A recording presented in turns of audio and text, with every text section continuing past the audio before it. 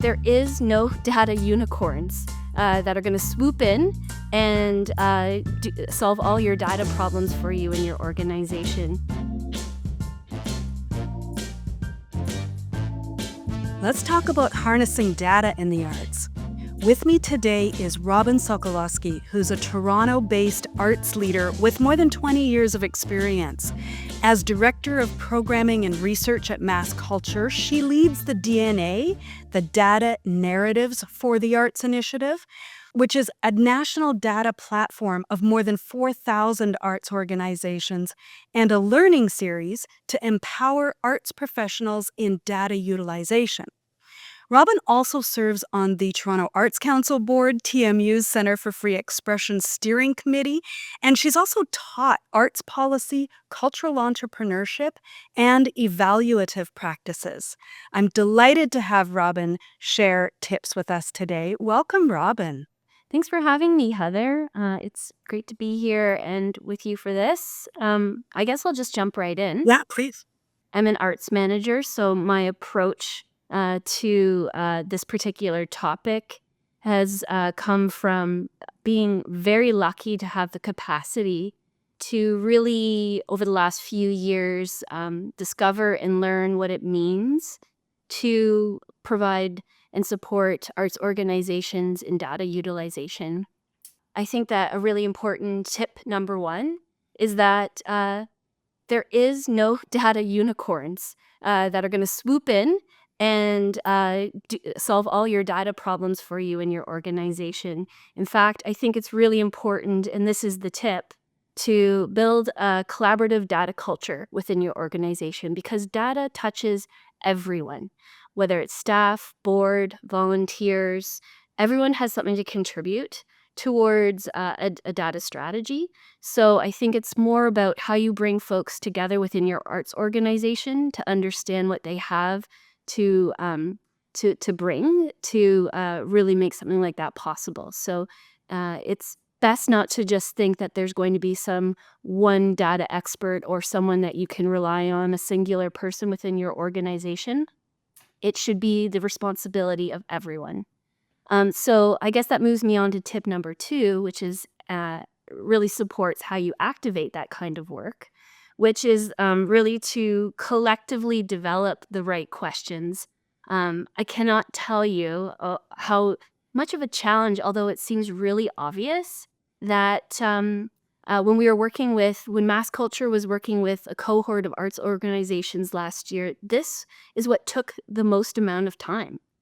Just developing what are the right questions. And it's so important to start your data journey within an organization from what you hope to learn from the data.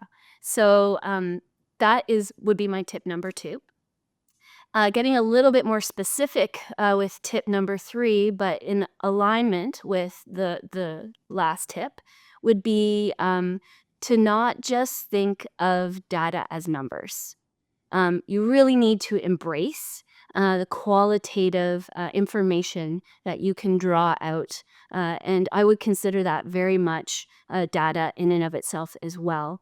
Of course, numbers are, when it comes to knowledge transfer, that numbers are the most easy to, that resonate the most easily. It's more about just not collecting how many tickets you sell, but it's about how you made some of those ticket holders feel.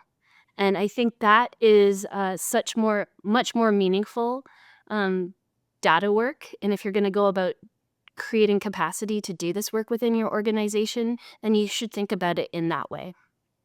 And I think that I'll move on to tip number four, which is I think that we have these constant complaints within the arts sector that our strategic plans lay dormant, they sit on a shelf. But I think a great way to activate your strategic plan is to link it to a data strategy or a learning process. Think about what do you want to learn from the strategic goals that you've outlined within your plan. How are you going to understand whether you've accomplished those goals? or what have you learned from making those goals happen? So I think that a data plan of some sort should accompany a strategic plan. I think my final tip would be to be unafraid to use external data sources. So it's quite a tremendous amount of work to go about understanding your own organizational data. I get that. But I think if you really want to understand your impact, which is a big term these days within the art sector, you need to be able to cross-reference your organizational data with other data sources. If you want to go about understanding audience development, you might want to compare your organizational data with tourism reports. So I just think that to not be afraid to go down that road. There's lots of supports out there. Mass culture is certainly one of them. We have a training and program. We're just about to release a new learning series called Data Dives. So in helping arts organizations support them in understanding their impact. So there's tons of resources out there that are free and accessible. It's just finding the time to do that, the learning networks that you can create to make that happen. And I really see the appetite and interest and importance in doing this work so that we can become a more thriving arts sector.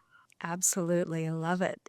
So people can check out the data dives and all of the other information and resources that you offer, both on the website and on Mass Culture social media accounts on all the platforms. Yeah.